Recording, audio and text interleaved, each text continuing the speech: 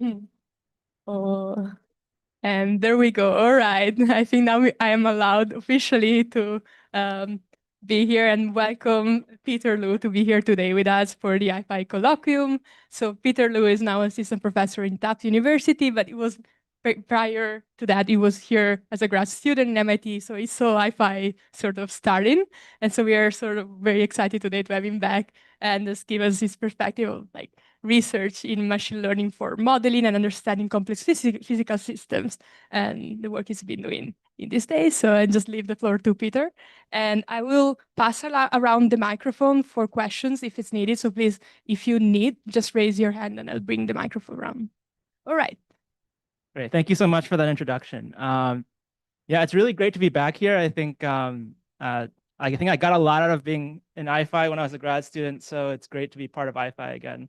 So this is like a very, I guess I wanted to give like a kind of a broad overview of the types of things that I do. So this is a very generic title, but I would say like I've worked a lot on like in particular dynamical systems and thinking about how to design scientific machine learning tools for dynamical systems in a variety of contexts. So I guess the way I like to think about these complex physical systems is first of all, a lot of them have these strong interactions that you get emergent behavior from. And when you think about dynamical systems, this often comes in the form of these chaotic dynamical systems that you see in like turbulence or these climate or weather systems. Um, and uh, and this is often coupled with the high dimensionality of the problem. So when you have this kind of strong interactions and a high dimensional problem, you often run into this curse of dimensionality where in general, you have something that's uh, computationally intractable, or maybe naively, you could say, if you try to just directly simulate one of these things, it's very expensive. Um, but the and so the question is like, how do you study these systems, and how might machine learning be a tool to help you do that? And so the way I like to think about the ways machine learning might be helpful for this is a couple different categories that I've been interested in over the last few years. First is one big part of what I do is representation learning. So from my point of view, this is really about, I guess from the machine learning perspective, it's often about trying to find a good feature that's good for some downstream task. But I think from a physics point of view, you also to some degree you would like to have some interpretability or some way to understand what are the relevant physical features of the problem and kind of translate that into a representation learning problem. So this is something that I've been interested in, discovering things like what are like the intrinsic coordinates that you need to model the dynamics, or what are like invariance or maybe conservation laws that you can discover this way. So this is something I've been pretty interested in, and I'm hoping to kind of move more in the direction of maybe making these tools not just like a useful middle ground, but also maybe just getting some understanding out of them. But this is like kind of more future looking, I would say. In terms of like downstream applications, I think one big area that I've worked quite a bit on is trying to just accelerate physical simulations of these really complex systems, which are often really expensive or from or even intractable given the traditional methods. So you can think of machine learning emulators like designed to take data from a PDE, for example, and try to emulate that and speed up those simulations. Or I'll talk a little bit about some of my work where I'm trying to do quantum variational Monte Carlo for quantum systems, and there it's the problem is practically an intractable one, but the idea is that maybe if you can have the machine learning helps discover some the relevant structure, maybe even borrowing from these ideas of representation learning, then you can make it more tractable. You have a chance at solving these problems. And then finally, for I guess I'm more on the machine learning side. I think there's this like big question right now of uh, to what degree is it something that I can just deal with by just scaling and collecting more data? And to what degree do I want to be able to incorporate physical constraints, make things more generalizable and efficient? And how do I actually do that without, breaking the model and making it difficult to optimize? And so I think there's a lot of these kind of questions around that I'm also interested in. And so I think so I'm going to try to give you because I think there's people working on very different things here. I'll give you a sense of the different types of applications that I like working on. and hopefully it'll spark some potential collaborations and things like that. So I just want to give you a brief taste of some of the things that I've worked on. So the first I want to talk about kind of a traditional machine learning, I guess in this case, a data-driven machine learning modeling problem where we're interested in modeling a chaotic system, and how do I get a machine learning surrogate model to actually correctly capture chaos. The second one will be more about inverse problems, in particular simulation-based inference. I know a lot of you also work on simulation-based inference, so I think hopefully it'll be nice to talk with some of you about this and its connection with representation learning. And finally, I'll mention a little bit about this variation of Monte Carlo stuff, where the idea here is just to purely simulate quantum dynamics. And here there's no data involved. You really just have a physics equation you're trying to simulate. So just to start off with then, so this is some work that with some collaborators at the University of Chicago where I was doing my postdoc. And the goal here again is to really think about how do I design a machine learning method that can correctly emulate a chaotic system. And it turns out, maybe just to briefly introduce this. So when I say emulator here, what I really mean is one of these data-driven surrogate models. So you can think of effectively these large models that people build for trying to predict the weather, for example. And in that case, the idea is you can train on some, so yeah, for example, here's like one from a few years ago called ForecastNet, where you have the kind of the I guess you could say the ground truth ERA5. This is like assimilated data from weather observations, and then this is the predictions you get from this large scale machine learning surrogate model. And these are a lot faster than your traditional physics-based models. And because you're training on real observations, or in this case, assimilated observation data, often you can actually beat a lot of the physical emulators for this task. So it's really interesting in that setting. And the difficulty, of course, that we're trying to think about in this particular work is that it's actually quite difficult to capture these long-term chaotic dynamics. So if you take one of these weather models and run it for longer than maybe the traditional 1 or 2 week forecasting horizon, what often happens is you'll see it starts to really break down after that. You get very unphysical behaviors that show up. And so what we wanted to understand is like, what are the fundamental aspects of this that are causing this for these emulators? And I think it goes back to this like question of this like, this well-known thing that in weather modeling, for example, it's very difficult to like take a model that's built for predicting weather and then turn it into a climate model. You have to kind of rebuild a completely new model for climate, for example. And they're kind of very different problems in a sense. So it's not obvious that you can just take a model that you've built that effectively is simulating the same system, and then extend it. And I think one of the factors of this is that doing short-term forecasting accurately doesn't really guarantee that you're going to get these long-term statistics correct. And so here's like a really simple example of this where this is a 1D PDE that has some chaotic behavior. And what you're seeing here is that if I train an emulator to do short-term prediction, where I just kind of say, give me the next step in my time series and let me just train using mean squared error, what you see is that it does reasonably well over kind of a short period of time, gives you kind of reasonable looking solutions, but then you start to get very unphysical behaviors that pop up. And I think for us, this really has to do with the fact that it's not capturing these long-term statistics correctly. So our approach to this is to say, maybe we can explicitly impose these long-term statistics and say, during our emulator training. And in order to do that, we first have to identify what are the statistics we're interested in, and then use those and design a loss function then allow the emulator to really enforce it to capture over long time horizons these statistics. And so there's a couple ways you can think about doing this. So one is to say, like, you're an expert in this system, you know a lot about it. There's a lot of features that you think that should be matched. And in that case, you have some known set of summary statistics. And in this case, what we found is actually it's pretty easy to take those summary statistics and use some sort of distributional distance, like optimal transport distance in this case, and directly match the distribution that you get from your model to the distribution that you see in the data, and do this in a way that really forces it to be kind of consistent over a long period of time. And so this is kind of the most straightforward way of doing this. You can design a loss function just based on some known summary statistics. But for me, I think one of the more interesting questions about this is like, what if you don't know the relevant statistics ahead of time? Or maybe you only know, it's a very complex system, so maybe you only know a handful of them, but you think there are other properties that you want to be matching, but you're not including in this set that you've come up with.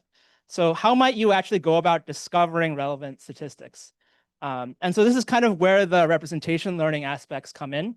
And so in our work here, we propose this contrastive learning method, which basically designs a contrastive learning setup in order to learn relevant invariant statistics. So the way this works is that if you take a trajectory from my PDE, for example, and I take two crops of this trajectory, if I want to learn some time invariant property of this trajectory, what I can do is then feed those both into some embedding network and then say that the embedding points here are, I want those to be close together. So this is kind of the positive pairs in contrastive learning. And then in contrast to that, of course, you can then take crops from other trajectories that may have slightly different dynamics. So maybe you're in some parameters are changing or some other properties of the system. So you get slightly different high dimensional attractors that these other crops are consistent with. And then you can say those are kind of your negative pairs, and you can then contrast them with these positive pairs. And the idea is that then ideally you will get invariant statistics that are not trivial, but are relevant for distinguishing these different trajectories. So at the end of the day, what you do then is you either, from the optimal transport point of view, you take your summary statistics, or from a contrastive learning point of view, you take these learned statistics that you get from contrastive learning, and you design some sort of loss function. So in this case, we just have an optimal transport loss. And here we're using a contrastive learning-based feature loss based on this cosine similarity. And you just directly add that into your training for your emulator. And it turns out if you do this, maybe not surprisingly, you get much better results for these long-term statistical behaviors. So here's like another, going back to this kind of example we had. So at the top here, I have the ground truth, and I'm plotting here a couple histograms of some summary statistics. So this is like some spatial derivatives and some time derivatives, and I'm plotting a histogram for this trajectory. And what you can see is that if I just use my normal mean squared error prediction, not only can you kind of visually see if something is wrong, but just from looking at these kind of simple summary statistics, you can already tell the distributions are a bit off. And the moment you start including kind of these kind of statistics-based losses, you get, first of all, like visually, again, much better looking trajectories, but also in terms of these statistics, you're doing a much better job at matching the true statistics of the problem. And I think one interesting thing to note is if you look at some statistic that, for example, I didn't explicitly train on. So in this case, my optimal transport loss, I explicitly trained on some of these kind of simple statistics. And then I say, how well does it work how well is this emulator capturing the energy spectrum? And I think one interesting thing here, again, is that the contrastive learning is actually doing better than our kind of handcrafted approach here. And I think maybe the takeaway here is that this kind of contrastive approach, without any prior knowledge, is able to discover important features that we kind of interpret as these invariant statistics that are covering a much greater diversity of properties of this chaotic attractor that then makes it so that, in general, you're going to be doing better across a wider range of some statistical properties. And, I think the question I always get about this is, of course, what are these new statistical invariants that you've learned? And I don't have a good answer for that right now, but it's something I think I'm also really interested in, because there is a sense in which maybe you can actually peer inside the representations and say something interesting. I do want to mention that we also looked at this problem from a slightly different angle recently. This is a paper that was just accepted at NeurIPS this year. And here is a much more architecture-based view. And the thought was maybe just the architecture of kind of a standard emulator where you just kind of take the output, feed it into the input of some UNet or some neural operator, is not quite well suited to capturing or being stable over a long period of time. So what you're seeing here is that, so here you have again, a chaotic system. Here is like a two-dimensional, effectively, in this case, it's based on kind of this Rossby wave turbulence. And what you can see is that over a long period of time, this kind of baseline approach you get this very unusual looking feature that starts showing up that effectively comes from the instability of the problem. And if you build in then some of this, in this case, we were kind of taking inspiration from implicit ODE solvers and multi-scale ODE solvers and thinking about how do I actually build that into an architecture like this. And of course, implicit methods are well known for having better stability properties. And so this is another case where I think even just changing the architecture makes a difference. Okay, maybe I can stop there and just say, are there any questions on this first part of the talk? Otherwise, I can always come back around, but I think this is kind of an example of what I would say is how can you take a representation learning tool and then make it useful for one of these kind of scientific tasks. I'll talk a little bit actually more about contrastive learning in this next section, but in a very different context. So this is in this case, it's going to be about how do I solve inverse problems, and in particular, the simulation-based inference problem. So this is again with some project that we worked on at UChicago. And in this case, we made a kind of interesting theoretical connection between contrastive learning and simulation-based inference. And we're calling this method embed and emulate. Actually, there was a previous paper on this by my collaborator. So this is really more like a version 2 of this.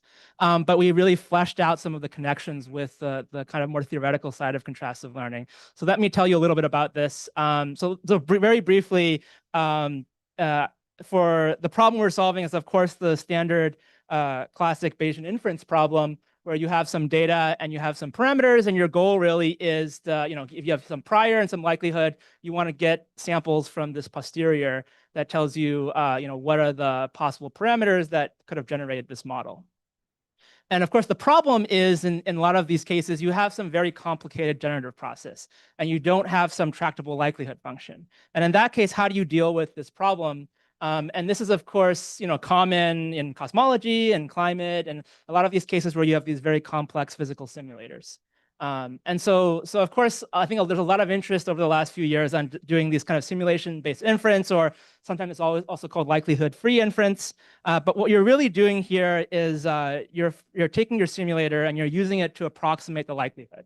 The kind of traditional way of doing this is to say, okay, I have my simulator, I can run it many, many times and for a bunch of different potential parameters, and then I compare my output with my data, and I use that to then use some criteria just for saying these are similar and generate samples from my posterior.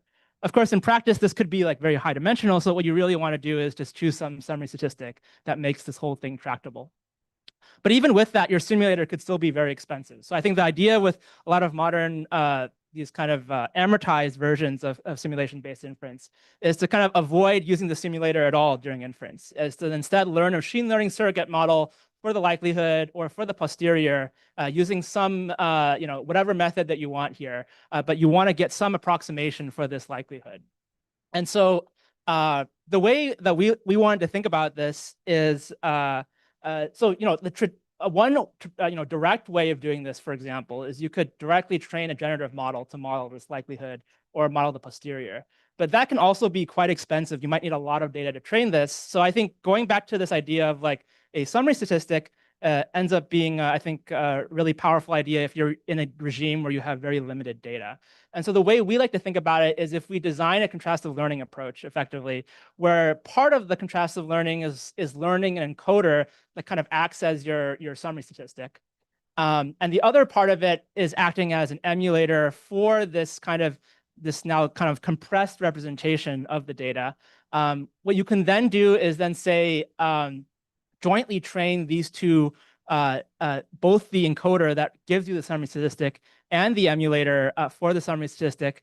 And in reality, what's happening actually is you're parameterizing a likelihood for the summary statistic in particular. And because we're jointly training this encoder and this emulator at the same time, you actually have a lot of freedom to say, like, let me enforce some structure on this problem. So let me say, in this latent space, what I want to happen is I want my summary statistic to have a particularly simple distribution. And the reason you can do this, of course, is because you're jointly learning these two things. So you're not just first doing the summary statistic and then trying to learn its distribution. You're forcing the summary statistic to be a particularly nice one where it has this form.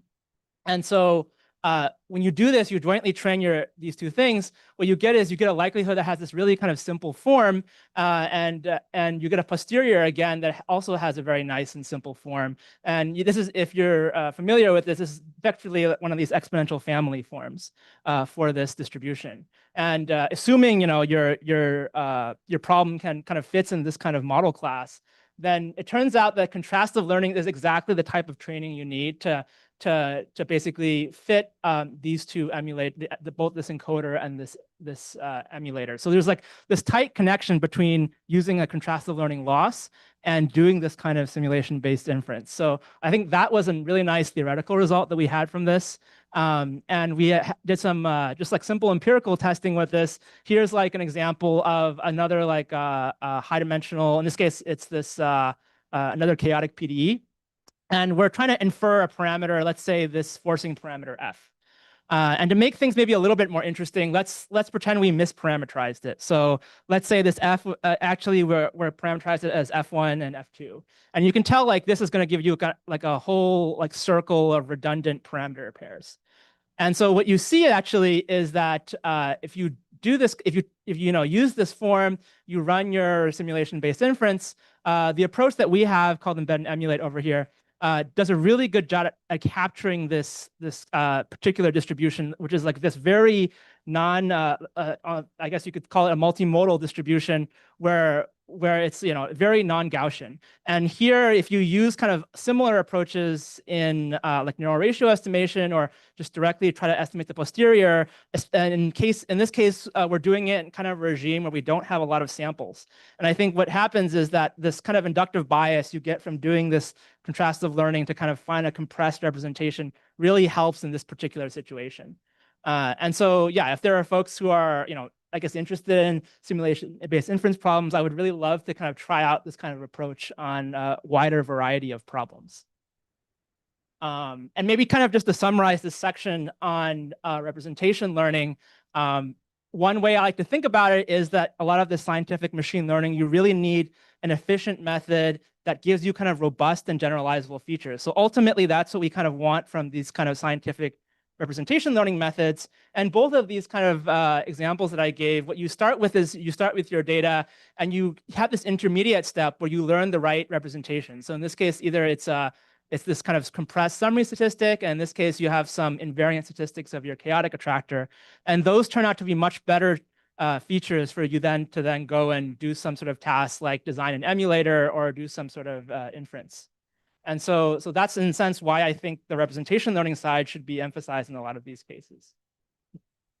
I also just want to mention that this kind of contrastive representation learning turns out to be, this in a more traditional machine learning sense, you can think of it as just a way to incorporate a variety of different types of data. So this is an example with this is a project actually with Marin's group here at MIT, where we trained effectively this large representation learning model using a multimodal version of contrastive learning, and showed that turns out this ends up being a really good way of then doing downstream tasks where you, for example, if you have very sparse data from a new property you've measured and you want to do property prediction, or if you want to do materials discovery. So kind of designing one of these, I guess the buzzword is like foundation models. Then you do a much better job at doing a lot of these types of downstream tasks. And there is kind of hope that maybe you can actually look at this latent space and do interpretability, but I think that's still a little bit more speculative. All right, let's see. So I think I have a bit more time. So let me tell you about this last project where we were thinking more about machine learning as a tool for simulation. So this is a kind of a very different type of application than the previous two. In this case, again, we don't have any data. So the idea is, in this case, we're trying to simulate quantum dynamics. So you have your classic Schrodinger equation, which of course is the basis of a lot of different fundamental physics, chemistry, quantum computing. And the basic problem here is, of course, just the high dimensionality of this PDE. And so from this point of view, your effectively your memory, your time kind of naively scales with the number of particles that you have. And so in practice, if you have the most generic version of this, you don't expect to be able to efficiently solve this on a classical computer. But of course, the caveat is, like, for a lot of real world systems, we expect this to be much more structured. So we expect the problem to effectively have some structure, but maybe we don't know what that structure is. And in a lot of these systems, there's a much lower dimensional manifold than the whole, like, exponentially large Hilbert space that you might imagine. So here the idea really is that how do we design a method, in this case, to take advantage of the structure, or even kind of discover the structure if we don't know it ahead of time. And so the way we approach this in this case is we choose a variational ansatz, and this is like a very old method of doing of solving this problem. In traditional approaches to this, well, I guess maybe I'll first say the kind of things that we need for this to work well are, first, we need to kind of the obvious thing is we need to be able to evaluate this wave function. So if I choose a variational ansatz, and I need to be able to say, like, for a particular configuration, what is the value of the wave function for that configuration? But I think the other important aspect is I need to be able to efficiently sample from the probability distribution associated with the wave function. And so this is kind of often the more difficult aspect of this. And the question is, how do you do that? And then at the same time, get a very flexibly parameterized ansatz where you don't necessarily maybe have to assume a particular form of the solution, and also start including a lot of things like physical symmetries.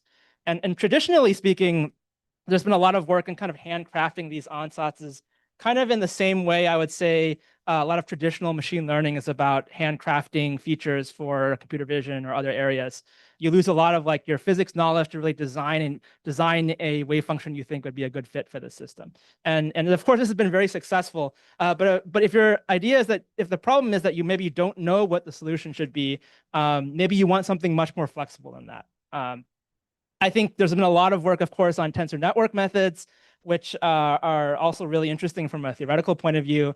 They turn out to be very fast and flexible in one dimension, and they can solve a lot of those types of problems, but kind of struggle when you go to higher dimensional problems. And so I think a lot of recent work has been thinking about, can you actually use neural networks for this problem? Are neural networks the right tool for this kind of for solving this type of problem?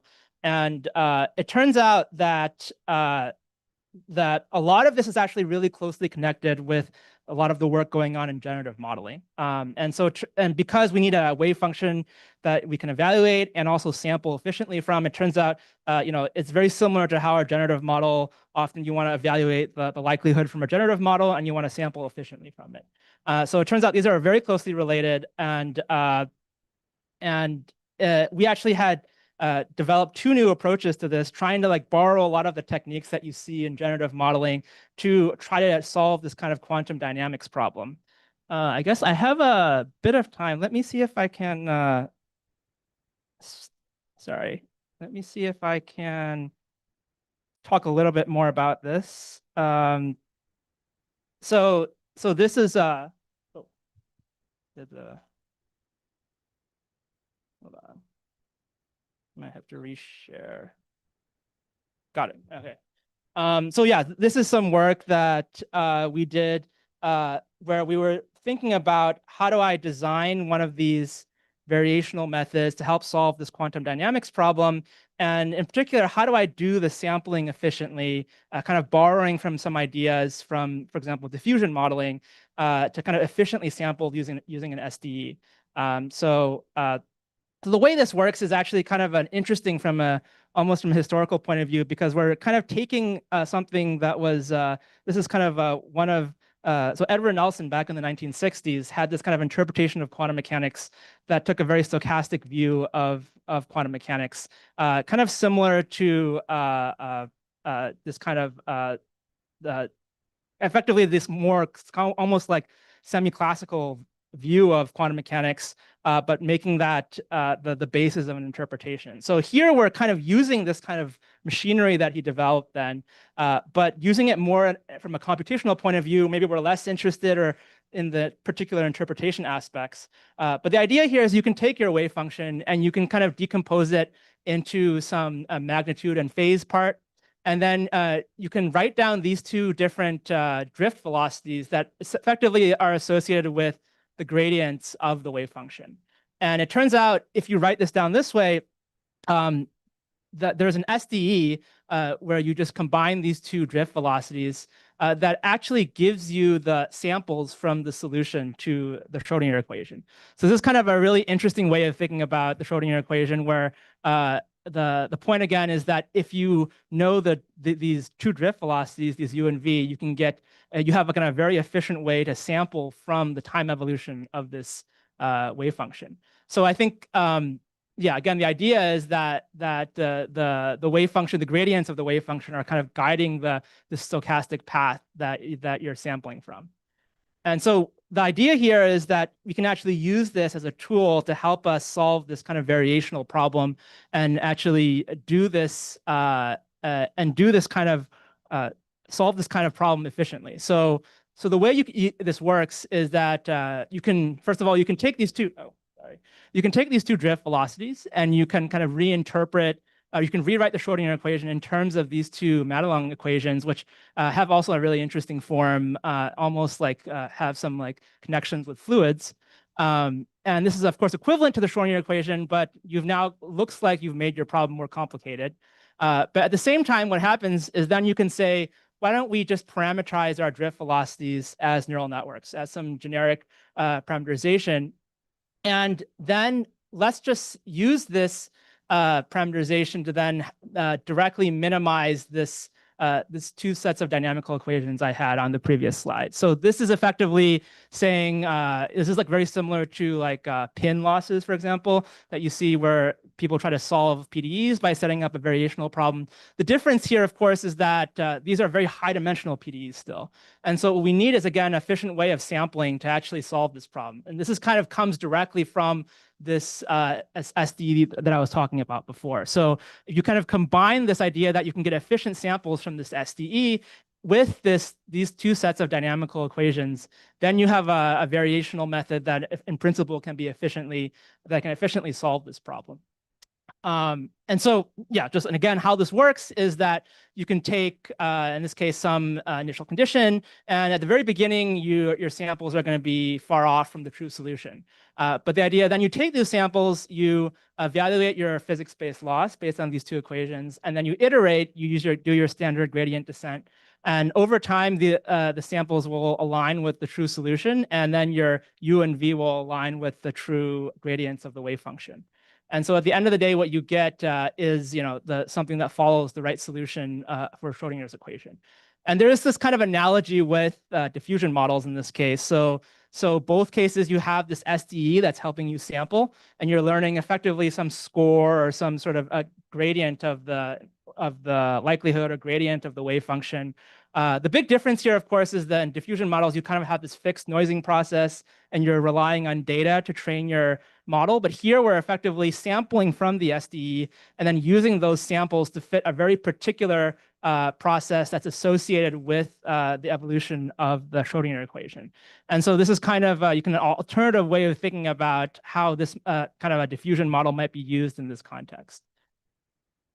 So here's like a simple example of what you can do with this. So we tested this out on we have this interacting Bose gas where you have some harmonic potential, and then you just have some soft contact term between them. And it turns out, so here for like in this case we have two particles. We can exactly solve this, and you can show that yes, we can in fact fit the evolution of, in this case, you can initialize both particles in some non-interacting ground state, and you can watch them kind of diverge because of this repulsive interaction. And of course, you can then do this for 3 particles. You can do this for 4 particles. Actually, it turns out for 4 particles, trying to exactly solve this using kind of a traditional PDE solver becomes more and more difficult. So here we're just kind of showing as you increase the resolution, you can get closer and closer to the solution that we actually find using our method here. And of course, once you get to like 5 particles, is already becomes very computationally difficult. And one nice thing that we've been testing is like how far can you really push this? And just like from some preliminary results, it's not too hard to actually just scale the method to like hundreds of particles. We haven't really done a close job at validating this, but you can kind of see just from kind of a sanity check as you kind of increase the interaction potential, then in this case, I'm plotting the one particle density at the center of this distribution. So basically the particles will diverge more quickly.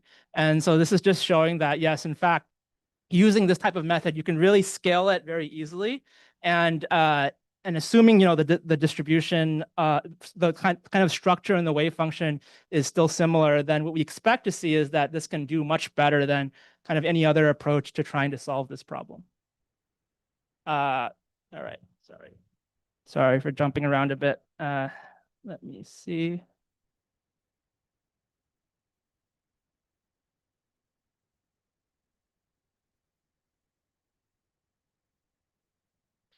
Okay, so I just wanted to, I guess, just wanted to conclude by saying a little bit more about, how I like to think about the role of machine learning in these kind of scientific modeling tasks. So, kind of one way to think about it is that, there's this classic article by Eugene Wigner where he talks about this unreasonable effectiveness that mathematics has in describing the world. And I think that there's an interesting counterpoint to that later on where Anderson, of course, another physicist, had this point that for a lot of these complex systems, it may not be as straightforward as taking your fundamental mathematical model and then trying to build a derive everything from that. And I think the idea is that all these emergent behaviors that you see, those are the things that result in brand new phenomenon, brand new types of models you have to build. And so in the last couple of years, there's been this strong push to say, can we just use data kind of to solve this problem? Can we just say, do data-driven modeling and it'll just handle all the complexity that we see?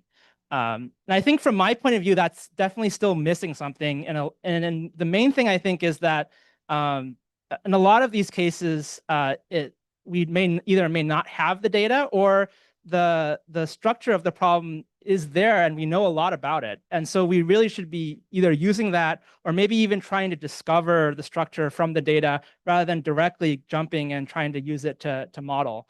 And so the way I like to think about it is kind of representation learning is hopefully going to act as this bridge between the mathematical models that we want to build and the data that we have. And explicitly, my thought was that in a lot of these cases, you have scientific data, there is some structure there. You want to use some method to kind of learn that structure. And once you learn that structure, you can then use that to build your physics-informed models and design your models that hopefully will be much more generalizable, much more robust than kind of just directly trying to, take your data and trying to fit a black box emulator. And I'm really excited, not only with this kind of modeling and simulation work, but also, again, this kind of inverse design aspects of this. And also just trying to see if there is some hope that we're able to actually interpret some of the properties of these representation learning methods. Can I build an interpretable scientific representation learning method where not only do I get a feature that I can use to do prediction, but I can also say, oh, this is something I've learned that's new about the system that I can understand from a human point of view. And so I think that would be really exciting.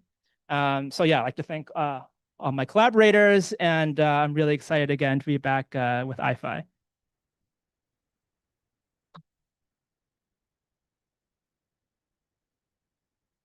Thank you, Peter. So we open the floor for questions. Are there questions in the room? My background is in physics and classical modeling, so I don't too much know about machine learning. But can you say what's the on one slide about the boson gas? You also had one slide comparing it to physics-informed neural networks. Yeah. Can you explain the difference between a physics-informed neural network and what you are doing?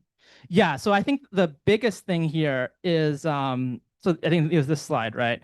The biggest thing here is when you have a physics-informed neural network, traditionally what they do is they basically take a grid or take maybe take a random set of points, and then take on those points, I'm going to fit my PDE. And that, of course, works okay if you're in 1 or 2 dimensions, I think. But if you're trying to eventually scale and go to a very high dimensional PDE, you really have no hope of having a sufficiently good grid basically to fit your PDE on. In this case, because we know that the structure of the problem is that most of the interesting things are happening when you have when the wave function has some high probability, and then you can really use that to sample efficiently, and then on those particular sample points you can then evaluate this loss. I will say though that I think this pin-based kind of we do use kind of like a pin-based loss for this basically, but I do feel like there might be a better way of actually formulating the problem, because these kind of losses just based on just some mean squared error of a PDE seem a little bit coarse in my sense, and I think there's like and they also have issues with local minima and things like that. So I think there is this opportunity that maybe like reformulate this, maybe in terms of some action principle or something like that, that actually would give you a better type of loss for this problem. So that's something we've been thinking about as well.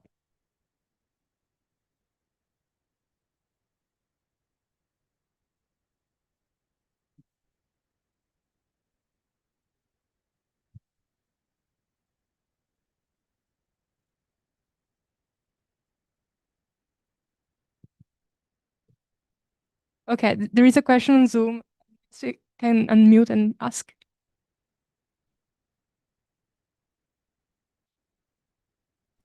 I typed my question in, and so in your contrastive learning part, you're using representations to capture the high-level statistics.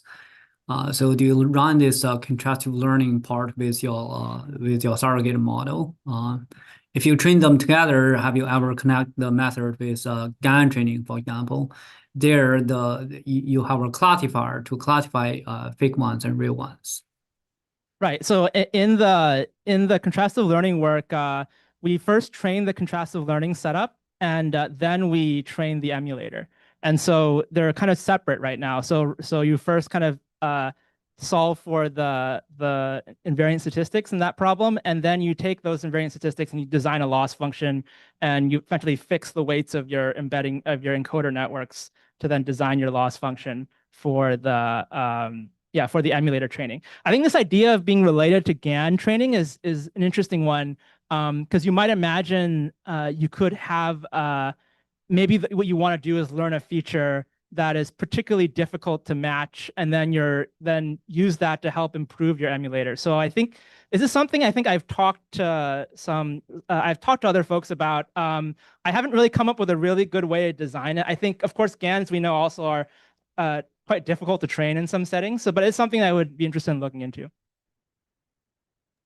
Thank you. Hi, really nice talk. I might have missed it, but in the first project you described, could you just articulate again what your positive and negative samples were for the contrastive objective? Yeah, let me see if I can go back to that actually. And then I'm also curious about what inductive biases you're imposing on the problem that you're trying to solve by the selection of those pairs. Right. So I think the main thing that's happening here is your positive pairs are just crops from the same trajectory. So then I guess the inductive bias here is really that you want something that's kind of time invariant, because you're taking samples from different points in time in the trajectory. Arbitrary points in time. Yeah, arbitrary points in time. So you randomly sample some from 2 points in this trajectory. I think there's a case to be said where you can actually tune this a bit. So if your problem is like saying that maybe you don't have a completely stationary attractor, maybe it's drifting over time, maybe then you can kind of limit the range and then allow it to slowly evolve. It's not something we've tried yet, but I think it is. I mean, certainly for the real climate system, it's not a stationary process. But this is kind of just to show that this is one way of interpreting what you kind of get out of a contrastive learning setup if you kind of design the positive pairs in a particular way. Yeah. Great, thanks. More questions in the room?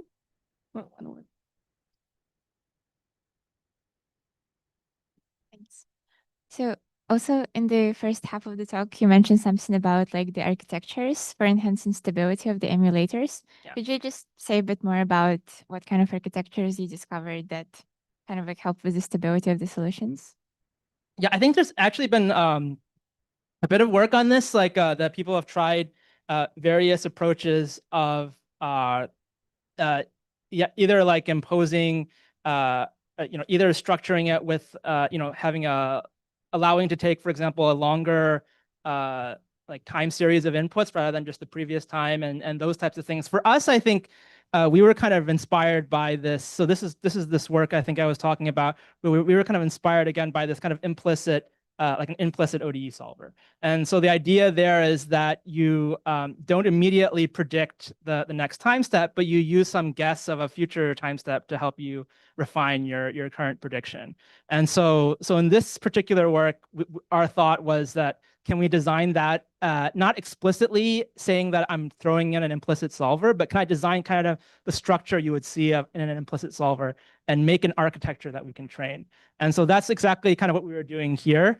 And it turns out this is, you can also, here what we did also is kind of closely couple that with the idea of learning at different scales. So that what's happening is that we're kind of doing an initial prediction of a very coarse-grained version of the problem, and then we use that coarse-grained version, that forward prediction, to then refine a past the past state of the in this case of this PDE that we're trying to predict.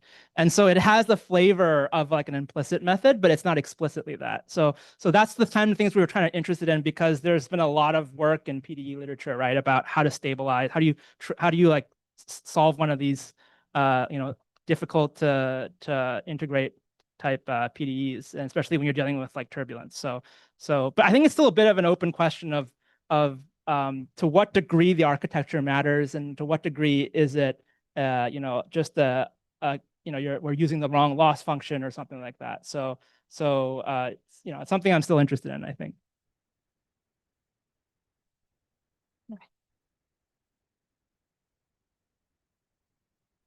Hi, Peter. Thanks for the talk. You mentioned interpretability a few times, and I'm just curious if you made any progress on interpreting any of these particular representations, and then beyond that, more generally, if you had thoughts about how to actually make representations more easily interpretable, because in general, as you I'm sure know, they are very hard to interpret even in simple problems.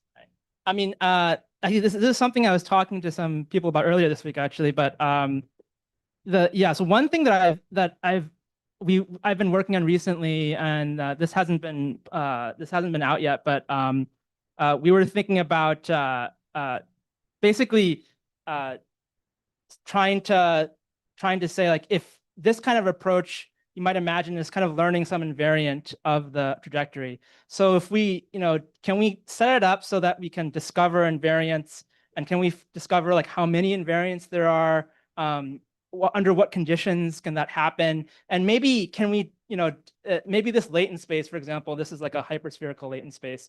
Maybe this is not like the best place to really be doing interpretation because of this kind of funky topology that you're dealing with. So can we like adjust it so maybe it's more Euclidean, and we can see different directions are kind of independent?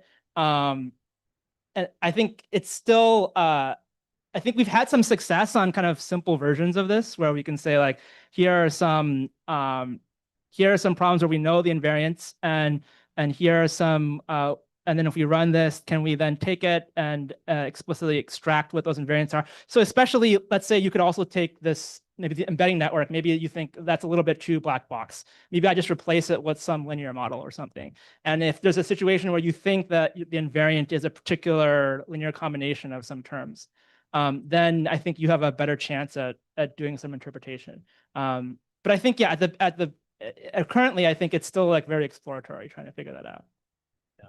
All right. Thank you. Any more questions? I have one myself, actually. Well, actually, one was the one that Mike just stole about interpretability, but I have another question that is more about the embed and emulate paper you talked about. And you mentioned we have theoretical results for like how contrastive learning implies inference, statistical inference. Can you comment about that a bit more? Yeah, so I don't think it's necessarily a very new result, in the sense that I think people have known about this type of thing for a while. They just haven't maybe looked at it in this particular way. And so I think what I would say is, like, it's like well known that contrastive learning comes from kind of an information theory. Effectively, it's an estimator for mutual information. And at the same time, there's there's like really close connections with neural ratio estimation, right? Because contrastive learning, if you think about the loss for it, it is kind of this multi-class classification loss. And then when you do neural ratio estimation, the point is that when you do classification, it turns out if you do it in an ideal sense, you get something that's proportional to the likelihood to evidence ratio. And so I think it's very much closely connected with that. I think the kind of interesting thing that we pointed out here was that the standard contrastive learning loss kind of already is enough to give you for this particular type of distribution is enough to kind of ensure that you can just write down the posterior in this way, which is kind of surprising, I think. I think we don't fully understand how well this works in practice. So it may be that this is a nice theoretical result, but in practice, maybe in certain situations, you don't necessarily get such a clean expression for the posterior, right? But maybe even though like that might not be the case, I think one interesting thing to note here is that because you're kind of enforcing that the encoder learns kind of has a relatively simple distribution in latent space, there's, I think, an hope that maybe then you can learn a summary statistic that may not be perfectly like, this Gaussian shape, but has like some really simple distribution that, you don't have the really complicated normalizing flow or something to actually fit it. Yeah, thanks. Any more questions in the room? I don't see any. All right, I think we almost hit the hour, so I think we can just thank Peter once again and just move the conversation up to the i5 penthouse. So, yeah, thanks. Thanks.